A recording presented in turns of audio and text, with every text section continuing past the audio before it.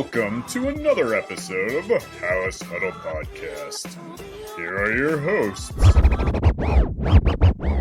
middle of the 15 to the 20, breaks free of the 25 to the 30, to the outside, 40, midfield, 40, 30 of the coast, 20, 15, Hester 5, touchdown Bears! What's up, Palace Huddlers? Huddle up! It's so much easier in person. So much easier. But a in three-part person. harmony too, though. That's right. Ooh, a little bit of Treating our fans. Yeah. extra punch in that one today too. You know, Maybe a little bit of renowned excitement from the last few weeks, but historic day today. it is very historic. Welcome to the House Huddle Podcast. As always, I'm Rob Schwartz with Bear Goggles On. With me tonight, Justin Oniemi and Bob Weiss. We got the trio going, so that's good. Just a reminder, we have hit our subscriber count. This is an emergency podcast based off of news that took place today. We will do the drawing as soon as I get back from vacation. I leave on Sunday. I will be back following weekend. We will do that drawing. A few more subscribers can sneak in. That's That's right. So anyone who hits that subscribe button right now, you are automatically entered into a free giveaway for an NFL jersey of your choice. Maybe you want a Matt Eberflus jersey. Maybe. I don't know. Cheaper for us, so. Yes, exactly. Actually, no, that'd probably be a custom, so I don't know if that Never mind. We exists. said no custom. Anyway, hit the subscribe button, get entered in the drawing, hit the like button, leave us some comments. We got a lot to talk about tonight. We're going to try to get through this as quickly as possible. Also, if you're looking to bet on the Chicago Bears or any other NFL games, any other sport that's out there, go to our sign-up page at signupexpert.com/huddle. I said /huddle. I was gonna let it go, but all right. We need a DIY sponsor too. That's right. But you will find all of the best sports books in your region with the best odds, best sign-up offers for your liking. Check that out. Sponsored to us by Betstamp. All right. As we said, Bears made history today. They did. Historical firing. Yes. I don't really know how else to describe it. It's something that should have happened probably at the end of last year. Right. It wouldn't have been history if they did it at the end of last year, but That's true. It would have been history if they did it after the Patriots game. Finding out, though, that he had another 3 years on his contract, I understand why the McCaskies weren't going to allow him to be fired going into the season. It would have been changing a recent historical trend of drafting first-round quarterbacks, putting them with a lame duck coach, and then their second year giving them a brand new everything. But the Bears are going to Bears. I don't like that that's becoming a verb. I used to say the Lions will Lions, but that team, even Means as something else poorly as they played against Chicago, it was a good game. They are still one of the best teams in the NFL. In the first half, weren't they up 100-0? It felt It did. Oh my was gosh, I bad. feel that way. Yeah. Oh, and happy Thanksgiving, belated, by the way. Let's talk about the game first, All right. and we'll work into the Matt Eberflus firing. Well, because it will crescendo right on into that. It'll be a pretty natural transition from the end of that game to what happened to Eberflus today. All right. So we brought it up. The first half, I mean, They had anything you wanted to look at. first down. The Bears had fewer plays 2 first downs than the Lions one had. by penalty. Yes. So Yeah. 1 first down that they earned Correct. by themselves. And even though Detroit had, I don't know how many yards, I don't know how many first downs, I don't know how many plays on your side of the field, they only had the 16 points. And then late in the half, there was the fumble forced in the red zone. I mean, I've started to critique the Bears defense a little more lately, but they still, in the red zone, really tighten up. Yeah. I mean, the stats back that up. Some of it might be luck. They did it in the Minnesota game, stripping him at the Pretty one. consistent. Yeah. I mean, another big turnover in the red zone today. I did see that, early on the season, we've been talking about this being a near championship level defense, borderline championship level defense. But I think since the the Commanders game, I still make that mistake. They're like 27th, 28th in the NFL in like total yards. They're 21st or 22nd in points given up. Like they've never given up 21 points over a certain amount of games. That's gone out the window. Like they are actually a very below average defense in this losing streak this past 6 weeks. So a big part of that coming into the season, I wouldn't put this guy as like your MVP on the defense. I'd put Jalen there. I'd put Sweat there. But losing Andrew Billings, I think, is Right. part of Oh, that. it's a big But thing. how much of it do you think is also just the demoralizing way the season kind of I think has when you spiraled lose confidence in the guy putting you in the positions, I think that helps. And let's just throw Brisker in there too. Billings and Brisker. I Brisker's think there's two been big a notable names, loss. and then your coach being. We'll get to that. We'll get to Especially that. from when the you run don't- game, though, right? Yeah. Like they were struggling They against weren't the good run. with those two. They were struggling against Yeah. the run with those two on the field, but it had been way worse after they were gone. Way worse. And you got, I mean, I don't even know if Brisker's coming back. I mean, the guy's tweeting during the game. Yeah. He's not traveling with the team. You see his tweet today? He had a tweet today. I missed this one today. As soon as Eberflus showed up on the Zoom call this Yeah. morning, he just tweeted out a laughing emoji. Why? Why would he do that? No context, just the timing of it, Could it be that this organization continues to prove how stupid they are and how ass backwards they are? I can't even They speak. just don't get it. They just don't get it. You cannot, this is the NFL, right? And it's also a business. And they are not running it like an NFL organization. They're not running it like a business because one, I mean, they have floundered many things along the way, right? The stadium situation, they don't even own it, right? That whole thing is a mess. The smallest stadium in the NFL. After it was like redone, it was still bottom 10, right? And it just kept going lower and lower as other stadiums were being rebuilt or built. That's just one scenario. They just made history. They never fire a coach in the middle of the season. Why? Yeah, we want to be nice. And I mean, it's kind of funny that the reason that's such a big deal is because they've had many opportunities to fire a head Yes. coach in the middle of the Well, season. I was just before. about to say, I don't It's think just- the Pittsburgh I don't Steelers think- have right, either. like, anybody care about that? But they've only had 3 coaches in the last 40 years, Right. and they've all been successful. yes. So to say that's like a thing about how you run your organization, I only respect that if it's because you have such a high standard of execution, correct. not the opposite. Right. Yes. But we have spiraled because I was about to go straight off of the comment of losing Billings, losing Yeah, it was Brisker. just- Detroit came and just was like, we're just going to run it on you. Yes. Like their Well, in first the first possession half. was like, that's what I'm saying. Yeah. That's why it felt like you were down 100, even though it was only 16-0, because they were just running out the clock on you, just doing whatever they wanted. Off the top of my head, what did they have? 4 possessions in the first half? Bears? I Five? think each team had 4 possessions in the Yeah. first half. I So believe. 3 and out, 3 and out, Yeah. 3 and out. Then they Right. finally got. I guess maybe the Lions technically had one before Okay. halftime, so they maybe Bears had 5, 3 and out. But In the first quarter, just 1 possession by the Bears, 3 and out, 5 yards, minute 38. Second possession, -4 yards, 2:14. Another 3 and out, then a turnover on down. So that's a 4 and out. Yes. and then things got cooking. At least it was. On At that least it fourth wasn't a possession. 3 and out. At least it wasn't a 3. And then turnover on downs to end the half. yeah. Yeah, So that's right. And then Eberflus is ridiculous, We're going to smiling, and we're gonna pop. But I We're swear to gonna God, he did pop. like a little heel click as he was running into the locker room. he Like, wasn't wrong though. He did pop. I- It was crazy, but it's. I'm just glad at they the didn't time. pop too much because then what happened today might not have happened. Yeah, but it wouldn't have. surely the end kind of We'll get sealed to his that a fate. little We'll bit. get there. Yeah, we'll get there. But So, anything else about the first half? Because I mean, there's not much to say about. To go to your point though, just another stat to throw out there. I don't remember exactly when in the first half it happened. I want to say it was like maybe after the first quarter, right after the first quarter. It was like 85 rushing yards for Detroit and -1 for Chicago.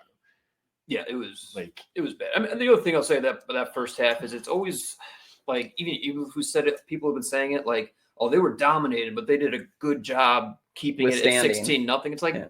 but what does that mean? It means like- you have a chance to still It win the means you game still have a chance to somehow. win the game, but like So you you're were telling still me there's a thoroughly chance. dominant. Like that's still like Why- your own fault. and that why you do were you come so out flat terrible. always? And then like it's one just- game out of right. 12, you've had the lead. Right. Like you've scored If first. you want to give yourself a check in the positive that it was only 16-0, then you got to give yourself 4 checks in the negative for like being in fell that behind position in the again. first place. That got thoroughly dominated. so. Also with that, like I lost my train of thought. Shit. Yeah, I just lost That's it. right. We probably spent too much Yeah. time on this first half anyway. It was rough. So it was comical that he was being interviewed, sounding completely clueless, and then throws out. I mean, we were not the only ones to pick up on Everybody it. commented. Yeah. Everybody commented. I immediately thought I of the loved meme your that I clip, sent though. you guys. It's like they're gonna come out popping, It was great. and I kind of thought, like, as his farewell, this is how he's Right. going out. Right. I mean, he basically looked like relieved almost. Like, thank God I don't have to do this anymore. Well, it got to the point where they needed to fire him for him. Right. Yes. But the offense did pop. So that's where I was going with it. A lot of people were also throwing out, well, this is Thomas Brown, right? Like, they're not gaining yards. They're not getting first downs. Like, they're not able to stay off the field or on the field, which keeps the defense off the field, yada, yada, yada, yada, yada.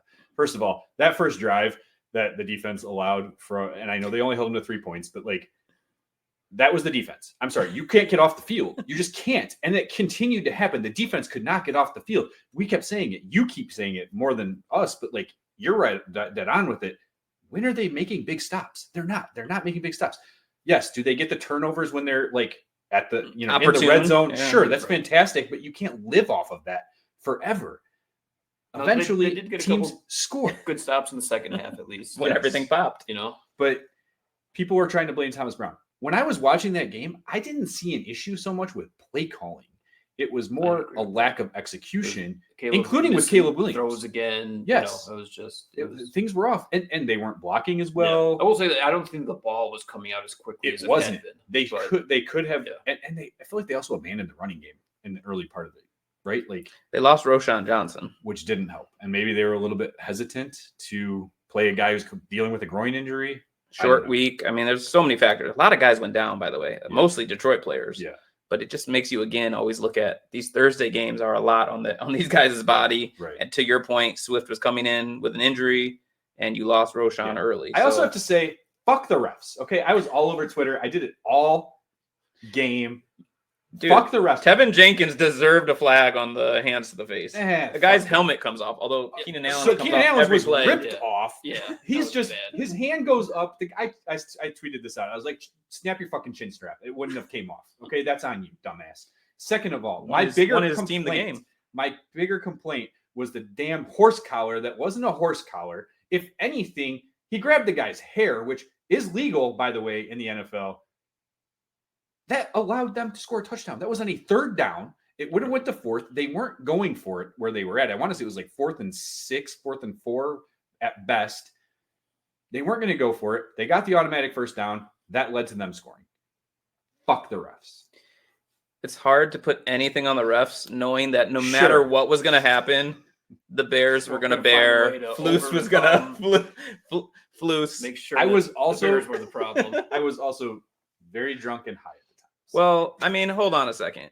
Like, we're in the second half now in our analyzation of the game. I don't know if that's a word. Komet on both of his offensive pass interferences should have been called for it. Like, there's a way to do it, and he's not doing it the way you're supposed to. He's in the media, right? Like, go take some acting classes. Yeah, that was. And so there was a play on this last drive where they did run that crosser, and he did it perfect. Yeah. He just kind of did an ole, went around him. He stopped the defender, never touched him. And that was the first, the big play out of the end zone. We finally got out from backed up, and he did it great. And the reason I bring that up is you execute that play properly. It doesn't matter who called what. You win the game. Right. Exactly. Right. Exactly. I mean, also later on, if Caleb just hits DJ Moore as well, that was like with 38 seconds left. But that's a physical mistake. Yeah. Right. You see what I'm saying? Like, as I was watching that, I was like, okay, physical mistake. But what happened at the whole end of the game? You can't have that. Yeah.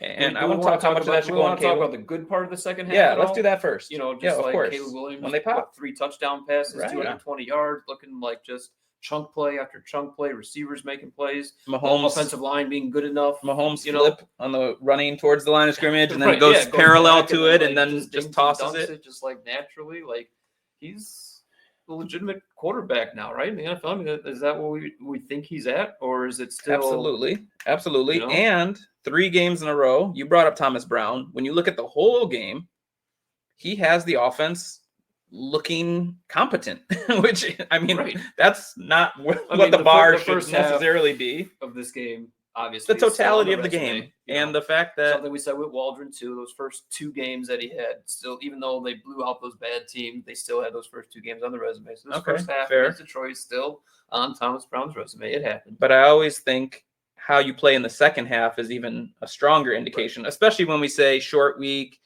Prepping for a short week, it's not an excuse, but you just don't have as much time.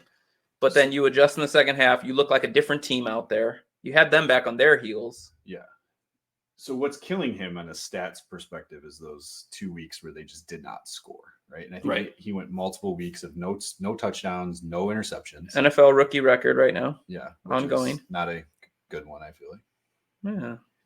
It's I know good to throw interceptions. You're talking about just the interceptions. Yeah, I thought you meant the no. no touchdowns, no interceptions. No. We're talking about gotcha. 230 some pass attempts now with no interceptions. Yeah. So right now, and so like we talked on the show about maybe we wish Eberflus was not coaching the aggression out of Caleb Williams. So maybe he wouldn't have that streak if he was being aggressive. He's throwing balls that there's could be plays. picked up. Yeah. He threw 39 attempts this game. It was damn near 50 last game. Yeah, 47.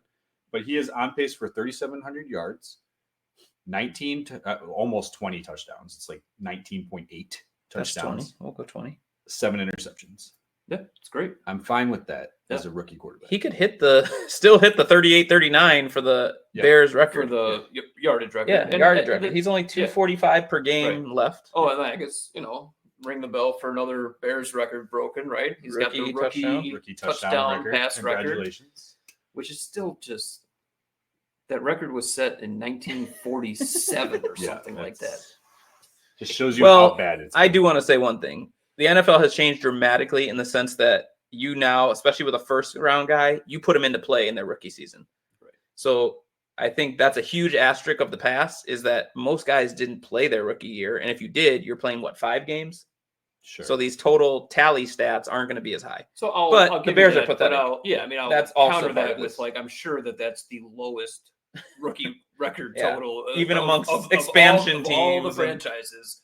I'm sure that's the worst. I'm curious where Cleveland ranks because I feel like they're pretty. Well, and now that Caleb's setting new records for the Bears, threw 19 touchdowns as a rookie. Yeah, like you might have had the 26 interceptions. Oh wait, well they had Baker Mayfield. I mean, he had a pretty good rookie year, right? Oh yeah, everyone's had somebody except the Bears. He had over 30, I think it's record, 28 or something like that. Yeah. There we go. All right, so we know what the good part of the second half. Second half. I mean, they just played a lot better. Started. I mean, has to make that defensively catch too. too. I mean, so defensively, the Bears did make some stops, but I know that in the meet we get to this later when we talk about other coaches. Like, why did the Lions stop running the ball? I have no idea. I was saying the same thing. Everyone should run against the Bears. I was saying the same thing on social media. Why are you not running the ball? What are you doing, Ben Johnson? Yeah. First half of this game make any sense. And the Vikings game, and I think there were at least 7 to 8 times I counted where a team on 1st and 10 ran for a first down against the Bears. Sounds about right. So I'm starting every first down with a run because you're going to probably get at least 7. Yeah. Right. And then the whole playbook is open. But you're right. They went away from it. Bears took advantage. They also started actually putting pressure on Goff. Yeah, they started, and he started looking rattled. Running some delayed blitzes. They did some different things. So something I'm going to talk about when we get to the second half of the show. I think there could be more of that coming, but yeah, we'll have to see how that goes. But all right, let's quickly talk about the biggest blunder of the whole situation. Well, Bob's got to lead us. We're going to take a break. So before we really get like the fallout of it all, I think it's important to actually go exactly what happened in the 13 seconds. There's a lot of stuff that's going out there. This happened, that happened, this didn't happen, that didn't happen. So I'm just going to give almost a second by second account of what happened in those 32 seconds. And then we can try to fit the pieces on top of what actually happened. So we're not. Can I go a little farther than that? I was going to say, and just say at the 2-minute warning, weren't they at the 50 with the ball and 2 timeouts? So something like that? Yes. So I will go back to that too. And I'll go even before that. The possession started. They had the ball at 2:12 when Coleman Shelton got injured. Yes. And they decided to let the clock run down to the 2-minute warning instead of trying to play. I'm just saying, like, every play mattered. In the moment, I was saying, you got to run another play here. Like, you're but like, Romo was saying you should run it down. Like, you got to make sure that's fine if you guys think that it was, but I'm just saying that was a decision point. True. In the game. But if they decided to let the clock run down, and it turns out they could have used some more time. A competent team sees that situation as, even if we let this run down to 2 minutes, we're in position to either tie or win without you, Lions, getting the ball back. That's how they should have been thinking. All right. So anyway, the 2-minute warning, they are exactly at midfield. All right. 1st and 10, and he's sacked. They ran some weird little play action to Moore, who was doing like an end around thing, and they then had run that and then action you a could couple see times. like Caleb. He looked like he had 2 reads, and then just kind of put his head down and rose in the pocket and got sacked. All right. Was that the one that eventually Swift broke off to the left? I feel like he probably could have hit him. He might have, but the pocket was completely collapsed. Like it was, Yeah, there wasn't much that he could kind of do. But here's another common. This is the second time I think he got sacked on the drive. And so that play started at 2 minutes. The next play doesn't start until 1:26 on the clock. No, he he got much sacked, time. and it's 34 seconds in the 2-minute warning much until the next play gets snapped. So now it's 2nd and 17. Can I stop you for 1 second? Prior to the sack, so starting 1st and 10 at the 50, 2 timeouts, 2-minute warning. Are the Bears in their mind thinking they're going in to win the game or going in to tie? I think they're still playing to win at this point. You should be. Yeah, and I hope they 100%. were. Yeah. So now you take the sack and you let all that time go. Right. Had they already at that point decided now we're just playing for a field goal? No, I mean, you see what the rest of the Okay. shot goes. All right. They're still going. Keep for going it. then. I mean, they're still Okay. playing for. That's a lot of for a time to let touchdown, go. But though. it's a lot of time done. So this is when he. So now they're on their own 43, and this is when he scrambles. He goes through all his reads, all his progression. The pocket collapses. Like our offensive line tackles 2 guys or whatever. He like hops over One them. looked like he died. Yeah, prior. hops over him and like he gets 13 or 14 yards, and now he's on the other Detroit 43. So now it's 3rd and 4 with 1:08 left is when they get this snap. Oh, I'm sorry. On that play, a Lion was injured, so they got help because the Lions had to use one of their timeouts. And I was wondering at the end of the game how bad the Bears played. If the Bears thought, or if in the stadium they announced it as the Bears got charged with that timeout. Because we also had guys on the ground. Yeah. So that's in my mind, that's what I kept thinking is like maybe they were confused about the timeouts. But you're right. But Detroit was the one charged with that. Called that timeout. So now it's 3rd and 4 with 1:08. And then this and you got a is free where, stoppage. And a free stoppage. 1:08 left. And Caleb tries to go over the middle to Keenan Allen, and the defensive end, Mohammed X-Bear, like drops back into coverage and like whatever. It was a good play by the Lions. Good job.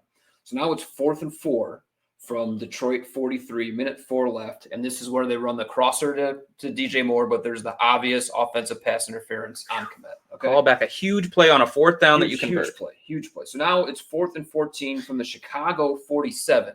Former Bears are going to play a role and in then this. Now this is the offensive or the defensive pass interference on Kendall Vildor, right? Caleb, whatever the original play breaks down, he doesn't see anybody. He does a nice job collapsing or escaping the pocket right, and just chucks it up to Moore. Really, I think the plan was to get defensive pass interference. Yeah. And so I think the TV coverage did a terrible job of showing what this penalty was, because the replays they showed were like before he released the ball. when Moore was still running his route, and there was a little bit of contact, but like if the contact happened, then it would have been holding, not pass interference. Right. So it happened at the top of the route when DJ Moore and Vildor were standing there. Caleb throws it, and Vildor must have held Moore as he was like breaking towards the ball. Yeah. I still hated seeing that it looked like Moore quit on the ball, but like that must have been what happened, but they just didn't show it. Might have sold the call a little bit on the TV.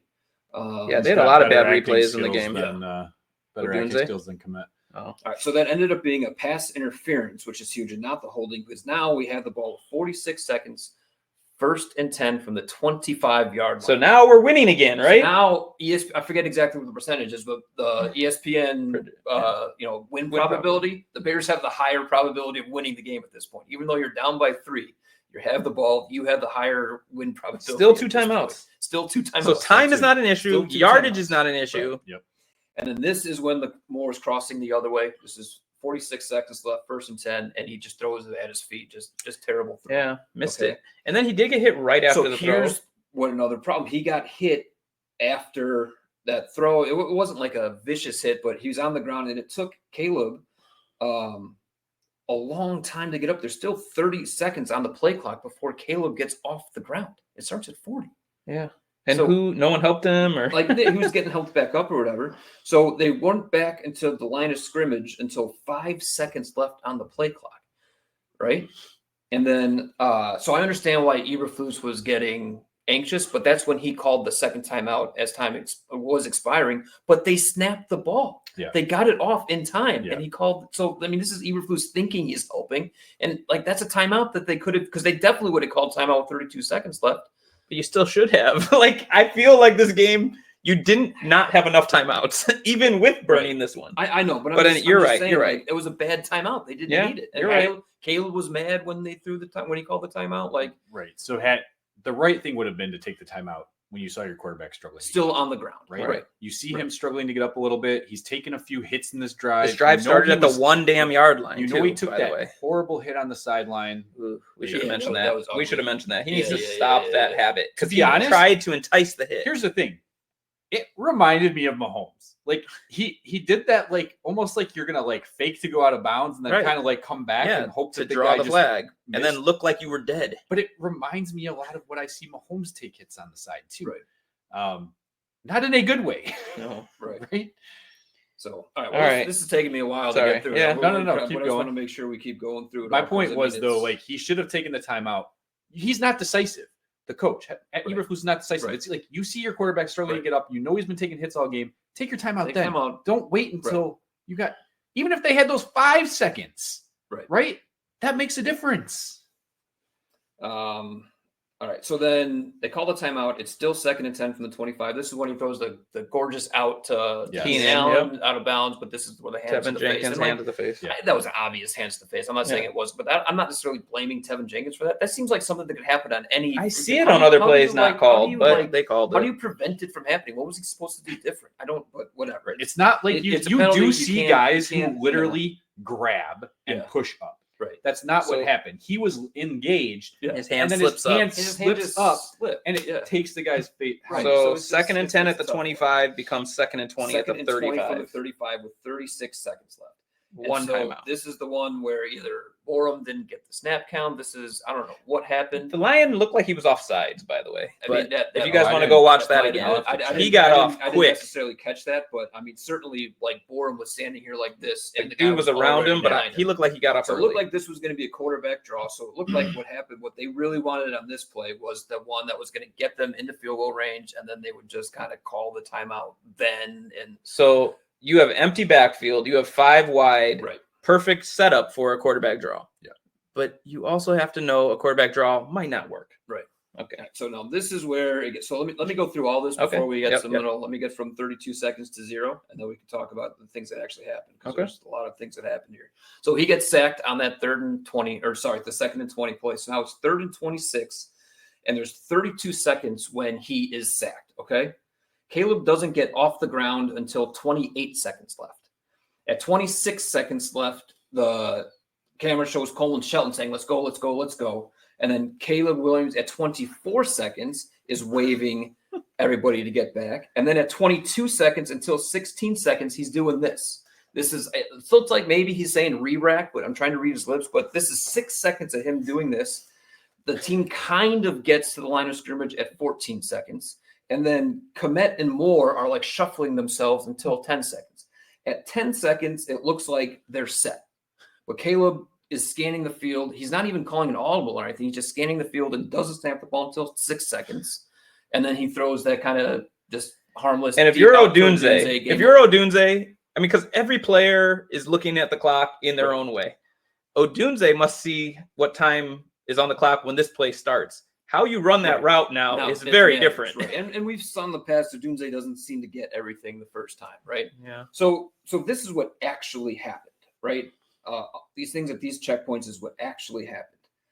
Like Flus is saying, we wanted to run that play at 18 seconds and then get the ball in bounds and call a timeout. Which is fine. Like, that's great. So at 22, when you see your quarterback doing this, if that's your plan A, right? You call timeout. Like, they weren't even at the line of scrimmage kind of until 14 seconds. And it wasn't until 10 seconds they were set. So like sometime in there. I'm glad that you said though they weren't even set until 10 seconds. Yeah. Because I've seen a lot of people, fans specifically, on social media saying this is on Caleb because he's not snapping the ball. So if he snaps the ball, you have 2 guys in motion. It's an illegal formation. So I want to make sure they're clear about this, though. Caleb, I do think, wasted 4 seconds from the 10 seconds till 6 seconds. And 10 seconds is enough to get a 7-yard with a timeout. And with a timeout. Yeah. So Caleb did waste those 4 seconds. Okay. Still, the coach is over all of that. But also, and this is why I still watch it almost as if they didn't know they had timeouts. Look at the routes they ran. They ran out to the sideline like they thought they needed to get out of bounds when the entire bit of the field. Right. When you have a timeout, you put so much more pressure on the defense to have to cover the whole entire field. Right. And they ran all kinds of routes to the sideline like they thought they had to go to the sideline. It was a disaster. I mean, except for Adunze. I do think Except his. a competent team calls that timeout at 32 seconds as soon as the sack happens. Like, they're prepared. If we lose yards on this play, we're just calling the timeout. We're going to try to just get that 7 yards back on the next play and then run the fire drill. And I think a field not goal competent team calls it at 25 seconds. Right. and exactly. still gets roasted for why'd you let 7 A not seconds go? competent team, when your quarterback is still doing this with 20 seconds left, it's like, all right. Like, it's just. Can I say one thing, and then I think it goes into the break, and then we come out talking about the aftermath? Yeah. The coach that decided that this all looks fine to him is the same one that said, we don't need a timeout on a Hail Mary when my cornerback is talking to the crowd. Yeah. He thought that was in position and ready to go. So he must think that when his quarterback was doing this at 20 seconds, that we're ready. We're fine. good. Right. We're good. Right. I guess as long as he snapped it at 10 seconds, we still would have been okay. Like, I just don't. I'm like, And they would think have. If Romo any of said the you routes needed- were a here's the slant, they would have been okay at 10. Right. I think Romo said you needed 12. 12 seconds? Yeah. With a timeout? Yeah, I think that's what. No, he you said. don't. Run a It play takes to- approximately 7 seconds for a play. So No. he's- Many plays take 5, but I'm saying if you on snap it at 10. average, an NFL takes Right. play. Okay, So but if you then- snap it at 10 and you run a slant and you gain 8 yards, Yeah, that's only takes 6 or 7. you call seconds. timeout and you Yeah. kick the field goal Yeah, to I'm tie, pretty which sure he Eberflus did. thought was a game So winner. I mean, I intended to go down these 32 seconds about what happened, and then watch Flus's press conference, see what he thought happened, and line them up, and then and I started watching Flus's postgame conference, and I turned it off because I couldn't take it Because he anymore. said, I can't- loved how we did it. I can't. Yeah, that's exactly. That's the last question I got here. Somebody asked him in retrospect, "What would you do?" And he said, "I like what we did there." And then he doubled down on it and said, "I believe we handled it the right way." Like, this is what he said. You can't end with a timeout.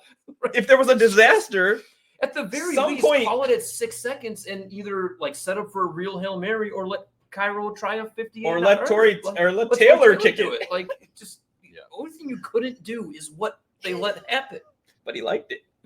You like the way they handled It popped. Isn't the first time that we've seen coaching malpractice, and this is why Right. Matt Eberflus And is this no thing, longer like, from him, right? I mean, this happens to any other coach. It's an aberration. Like, we can just talk Yeah. about it after the break. Yeah, let's take a break All because right. I also want to say something about the Caleb Williams portion. Well, of that. and then coming out of the break, I know we used to number our episodes. I do have a number for this episode yeah, that I want to share with the listeners. it's a fun number actually. Kind of reminds me of what was your segment used to be called? This just in. This just in. Thanks for being a listener. Reminds me of that. We haven't done one in so long. I know. All right, for now, enjoy these ads, and we will be right back.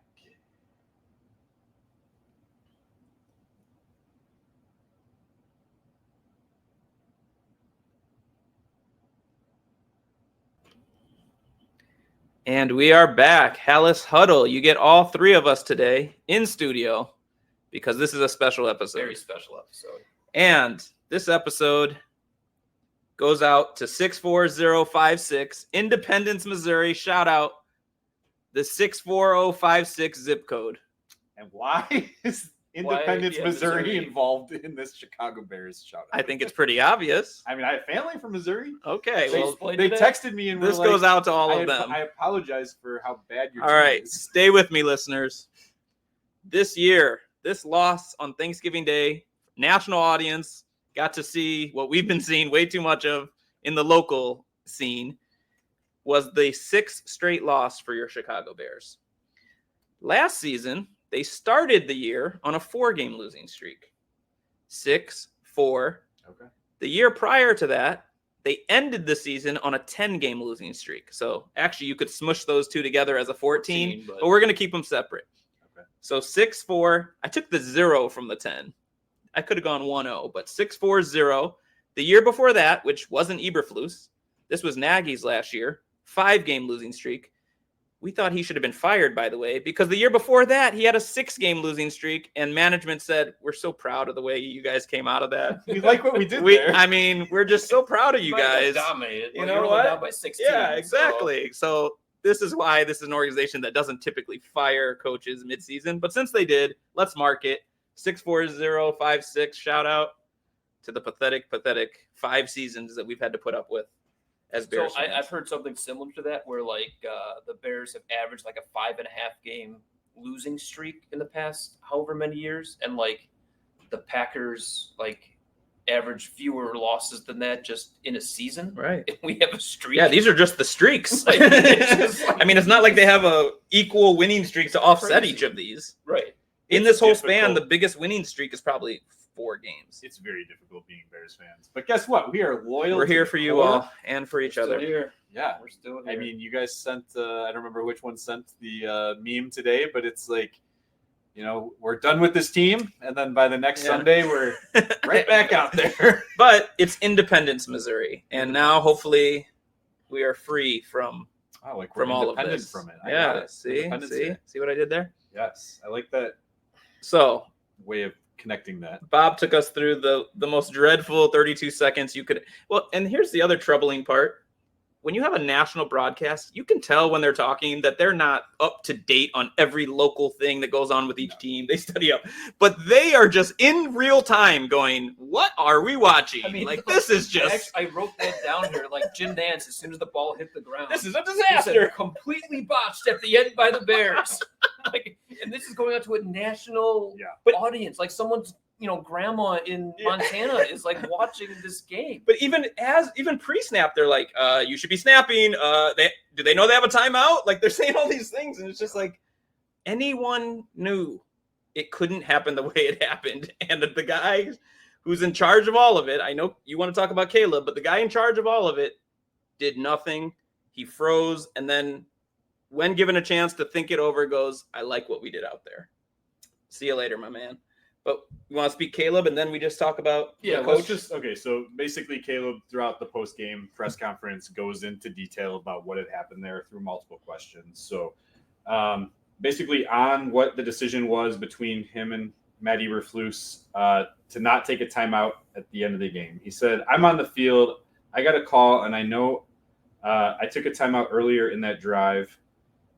He's obviously alluding to the fact that they were down to that like 5 seconds, right? And it was on him. He didn't personally take the timeout. I know he says that, but he does not have, he can. No, he did earlier in the drive. He took the timeout. Yeah, he did. Oh, he did. When they were backed up against the goal line. Which I didn't agree with. That third line. first that It would have only that cost was you a another yard. one though. when he was sacked. Yes. And it took him forever to like. There's like, and then you see him in the huddle. It's 16 seconds is finally when he goes in the middle of the huddle. 16 seconds on the play clock. Finally goes into the huddle and like tells everybody. And then like they're coming out. He sees there's 5 seconds left on the play clock, and he just calls timeout. But the penalty would have only cost you a yard. Now, granted, and you're backed up. you're at in the a 2 yard and a instead of half. the 3. Yeah, Bad right. things can happen. But I was kind of like, is But the I timeout wonder- worth more than So a I yard? wonder though, him saying that in the press conference, like he go back to that timeout. Eberflus says you shouldn't have called that timeout. We didn't call it. So They've then been he's on like- record already saying that he's not supposed to be the one taking timeouts. Right. It's supposed to only be Eberflus. He's been on record for that from previous Right. games. What role does Thomas Brown play in all this? I'm just curious, but I don't want to take us off path. All right, we'll talk Let's Thomas go Brown next next. because All right. it actually does come up with something Eberflus said in his. All right, so he said, yeah, same drive. I knew I took time out earlier, so I couldn't take timeouts. So he was clearly told, right?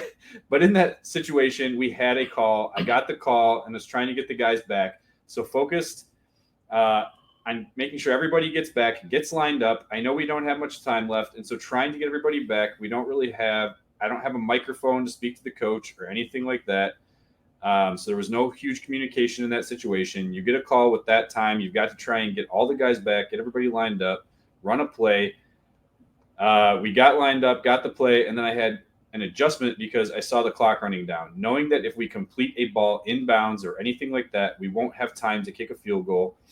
So I think. But that if you sounds have a like that. timeout, Sounds like you he- do. Yeah. So if you have a I- timeout, you do have time. So I made an adjustment and knew Rome was either going to be one-on-one or he was going to beat the safety, be one-on-one there, and I tried to give him a shot. And we got the shot and missed.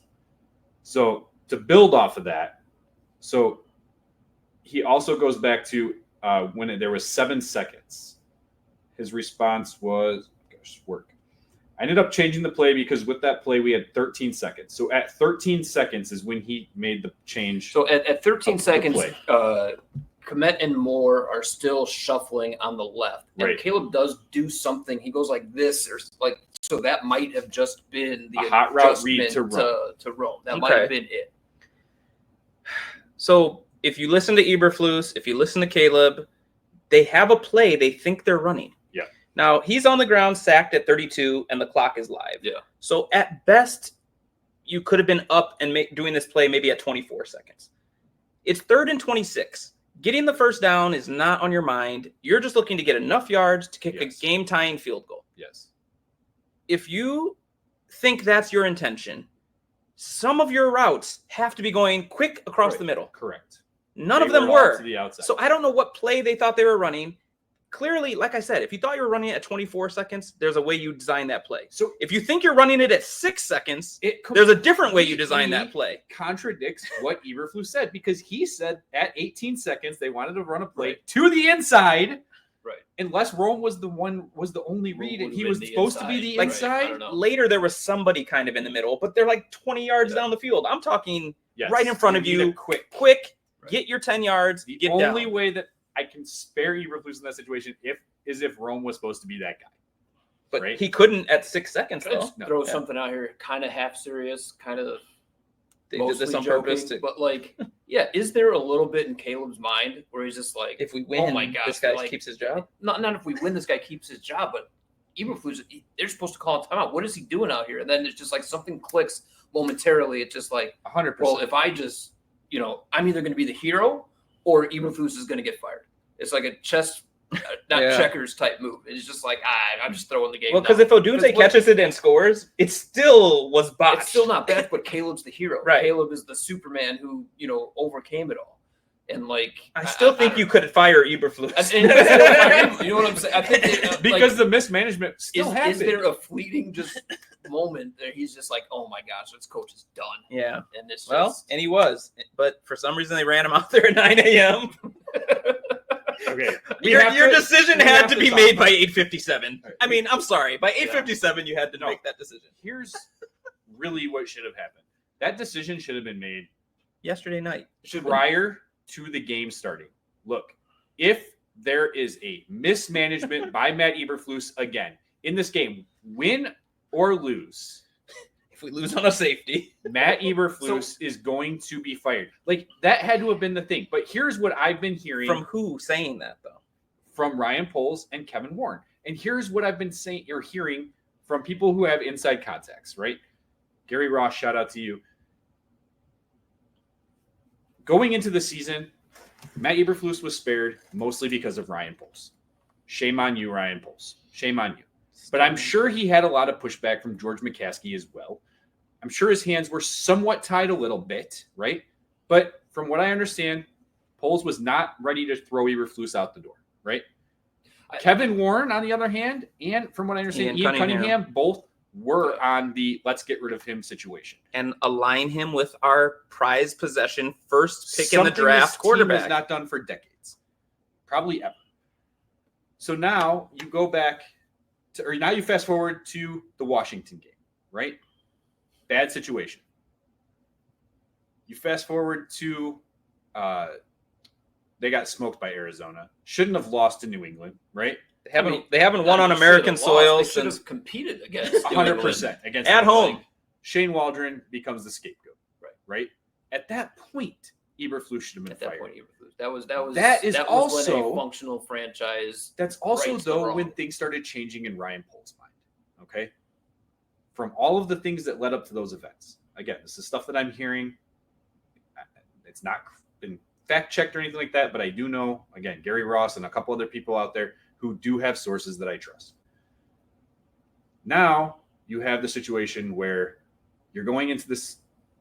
It sounded like McCaskey wasn't going to fire him even after this game. And that's the reason why he had to go out and have a fucking press conference. But what you should have done is just canceled it. Put it on the back burner. Said, hey, you know what? We're going to have our meeting at 11. There's no reason to send him out Right. for this call. Let's see what our decision is going to be. Then, Right, send him but out at 1 then o'clock we'll send him out instead at 1 if o'clock he and said let to him keep give a farewell speech. Do something. But you also skipped a little footnote in what you just said. They fired Shane Waldron wrong, too. Yes. They let Monday come and go after being embarrassed on Sunday. Let Monday come and go.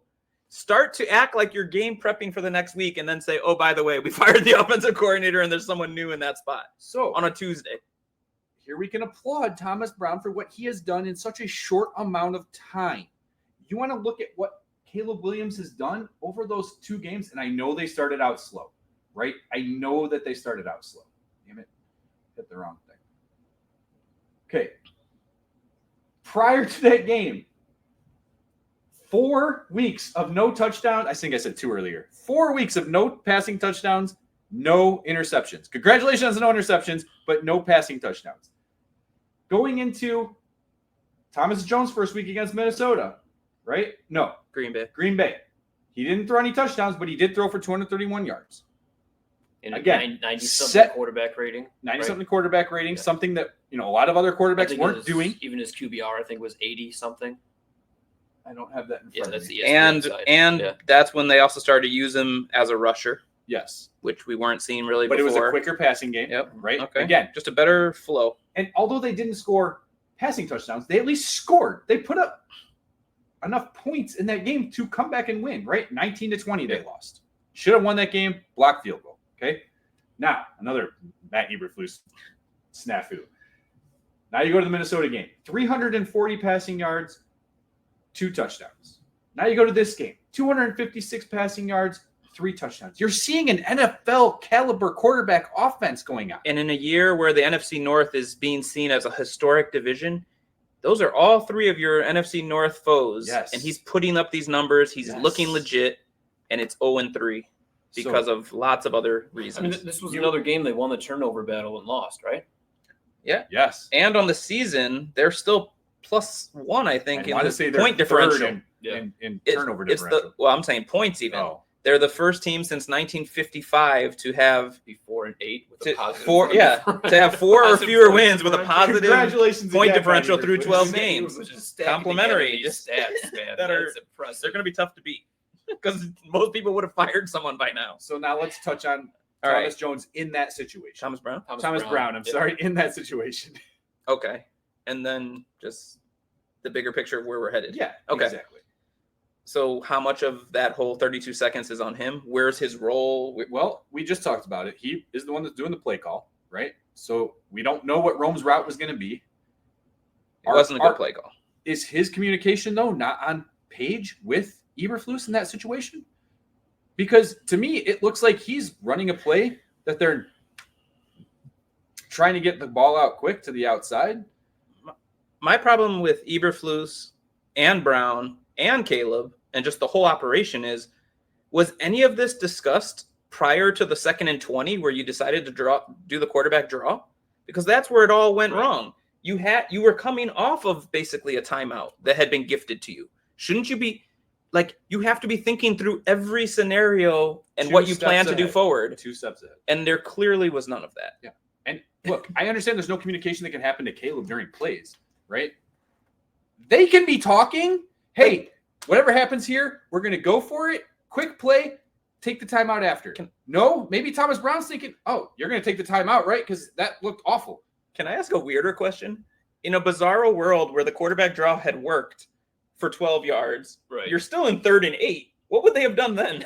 They were going to run the clock down, call the timeout, kick the field goal. Okay, in a calm, orderly fashion and feel good about it. Right. Yeah. So the only thing that happened was you lost 6 yards. Or truly all that happened that you weren't expecting was you lost 6 yards. And it threw you off so much that you couldn't even let's go back. Look, that draw that should have happened started with 38 seconds left or 36 left. Sorry, I'm going to the drive chart let's here. Just say, can they get back to the line of scrimmage? Because it still would have been 3rd. So 2nd and 20 from the 35. Yeah. He takes a 6-yard sack, they're calling it. But to me, it's no, I think they just run the clock down and call that timeout. I don't think they run another play because it's just what are they going to do on 3rd and 10 with only 1 timeout? Yeah. But so my point is the play did not go how you wanted, but it shouldn't have thrown you off that much. Right. You still need to get to that spot. You still need to call timeout and get your field goal team out there. Honest, and it would have been blocked anyway. They're going to not making the field goal anyway. I'm So, I sorry. mean, we're saying this because in terms of like Thomas Brown's impact on these 30 last sequence had to have been something because he's the one making the play calls. Yes, he is. He is partially at fault. Yeah. And if we're gonna assign a blame, and I'm just gonna throw out random fucking percentages, like Matt Eberflus probably 90. gets. I'm gonna give him 85. Okay. I'm gonna give 10 to Thomas Brown. I'm gonna give 5 to Caleb Williams. Fair. But the guy who had the most finally was shown the door. Finally. Now, real quick here. There's so much to say, but we kind of saw this coming, even though it's historic that they finally did actually do it. This is what I wanted. But I didn't know if they would go interim head coach to Thomas Brown, and they decided to. Yeah. And he's looked good as the OC for 3 weeks. I'm on record as saying that's a lot to put on him, but I also feel like he's stepping into a great situation because how could you look worse than who you're replacing? And if the impact he's had on the offense can just be the impact he has on the whole team. So just real quick, I got to stop you with what you just said there. How can it look worse? Yeah. Like, I think I literally texted that on Thursday, and I've texted it other times this year. Like, somehow with this Bears team, it always gets worse. Yeah, that's true. It can't, but it can't. Because even if he looks bad, let's see what we're saying. No, but here's the thing. But even if he looks bad, he now gets what? 5 games? 5 games. To be the interim head coach. What I said should happen. He gets 5 games to be the interim head coach. So unless he loses all 5 on his bad decision making, that's still probably what you thought Flus would have done with 5 more games. Correct. So what I'm not worried about these next 5 games so much with Thomas Brown. What I'm worried about is how these 5 games are going to impact the decision you make in the offseason. You put Thomas Brown in there, and obviously the home run swing is this guy is just incredible. It just works out. Obviously, the whole room galvanizes around him. Like he's clearly the man, and you wouldn't really know that if you just left him at the OC and brought in John Hope to be the interim. I get that that's the home run swing. The other flip of it is he's just incompetent when it comes to the whole football team, and you finally rule him out out now, right? Right. Now, the problem with that is that you took a guy who's clearly a very good offensive coordinator for your own quarterback right now, and he's terrible. But if he proves you don't want him, the I right thing to do is to bring in an offensive-minded guy anyway who would send him away. At the expense of hurting Caleb Williams. True. Let's just say if Thomas Brown fails as a head coach, you're hurting the development he's making of Caleb Williams. But I'm not really worried about those 2 extreme scenarios where you clearly have one or the other. What I'm worried about is that muddled middle where, like, you're asking this guy who was the passing game coordinator 3 games ago. Now he's an offensive coordinator. Now he's the head coach of the team. Without his staff, he didn't hire a single person on this. He didn't handpick anybody. So now he's coming into this kind of crazy, hectic situation of just elevating out of nowhere. And like, if you're not sure about some of these things that happen in the next 5 weeks, and you get to the evaluation period at the end of the season, how much are you going to either wave your hand away at it and say, oh, well, he didn't have his guys, so we like him, so let's just let him hire his whole staff.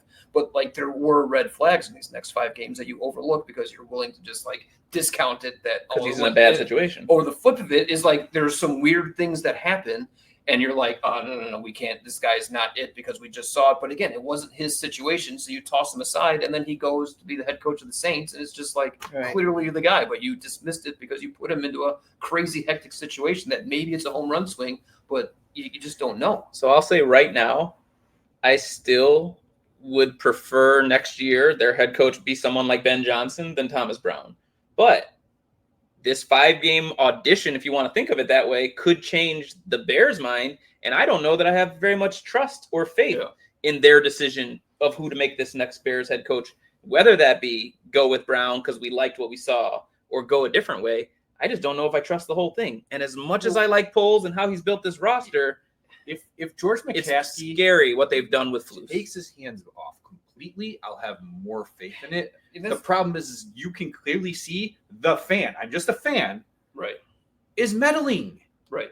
And that's the concern. And at the end of the day, it's the same he could trust making these decisions. He's my concern because, look, and I'm the one that pushed for this. I wanted to see Thomas Brown in these last 5 games because, again, I think it's an open audition.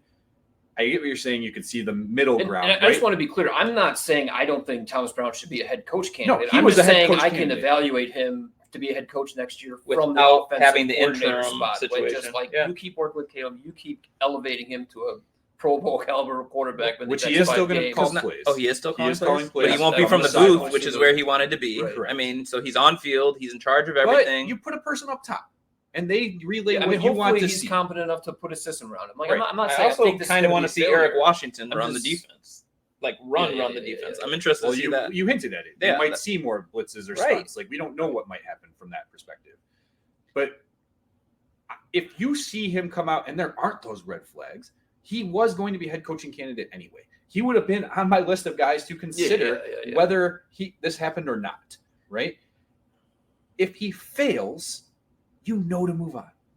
And I like that perspective. I just think it's a moving target, though, because it can't purely be off the record. But my concern... Let's say they go 3-2, but the 2 look bad, or they go 1-4, but he seems good. Right. Like, I don't know what's going to be 1-4 he seems good, that's not enough. You have to win. No, but to Bob's point, this isn't a situation where he can come in and just make a point. Like, someone else take that chance then. Like if you're 1-4 and you're losing games that you should be winning, like Matt Eberflus has been losing, then you can't. So the whole 5-game audition doesn't really mean anything. But it does, because you already saw the play calling change quickly. Yeah. And this team was supposed to be competitive. Yes. The roster you have. And they have been. But are they, from like all this going on? Like, is it fair to just say competitive? I know, but is it fair to say to Thomas Brown, like, this is your chance? You should go 4-1 with this roster. You should go 3-2 with this roster. It's not fair, but it's the cards that are dealt, the hand that's dealt to him. It's his opportunity. He might, whether he's auditioning openly for Chicago, he's audition for multiple other teams. Are going to be losing head coaches. But my concern again is McCaskey, because let's say they do go 3-2 and they do look competent in so many ways, but there are those red flags. McCaskey's going to be the one that says, I like what I saw. Let's hire him. And that's what concerns me. So, I mean, if he's a match with Caleb, my biggest concern isn't like all this stuff we're talking about making this decision on the head coach is definitely concerning that it could affect it. But my main concern is that you're trying to do all this stuff to hit a home run swing with your head coach hire at the expense of possibly stunting your quarterback for the next 5 leave games. him with Brown, what they've had. Well, best case scenario is the continuity. But it's already different, but we're what you're saying. Like, you're just worried about best case, worst case scenario. I'm worried about the 80% in the middle. Sure. And I want that 80% in the middle to make sure that my guy, Thomas Brown, is just focused on making Caleb Williams as best as he can be these next 5 games. I would hope that that's still going to happen. And if we want to fast forward and look at the future, right, there's going to be a bunch of names out there. We're not going to go into depth on coaches right now. Obviously, Ben Johnson's a hot name. Okay. Under Joe Philbin with Miami, came up with Dan Campbell out of Miami, same team. Campbell took over as the coach down there when Philbin was fired after, I think, a 1-4, 1-5 start. Okay. They both come to Detroit. They're under Matt Patricia. Patricia's gone. Dan Campbell takes over as the head coach. He takes over as offensive coordinator. The Lions have been fantastic over the last 2 years. Decent, but not great that first year he was offensive coordinator in 2021, or 2022, but 2023, 24, fantastic, right? What hospital was he born at? This is your fast version? This is my fast version. All right? Ben Johnson is the hot name, right? But and there's links to Chicago. There's rumors that he has. So that's one thing that I will hopefully when we get to it later off season, all you did was just say what his resume was. Correct. We all know what his resume is, but who is he? So that's what we got to talk about. Right. Is he can he be the guy? Is he a leader with Caleb? Hot you see one press conference with Shane Waldron, you know that guy's not it. You see one press conference with Thomas Brown, say that guy can lead. I don't know anything about Ben Johnson other than he's a good offensive coordinator. I will say I've watched some of his press conferences lately, and I would say he's definitely not the Waldron type. I still get better vibes at the microphone from Thomas Brown, but that doesn't always reflect as you are as a coach either. So I'll give him a little bit of a pass. But look, guys, there's other people out there. Todd Monken is a good offensive coordinator down in Baltimore. He's probably going to get some head coaching looks, right? Mm-hmm. I would probably put him on my list. I don't know if I'd put him top 5. Liam Coen, who was also interviewed here, by the way, has done fantastic things for Tampa Bay.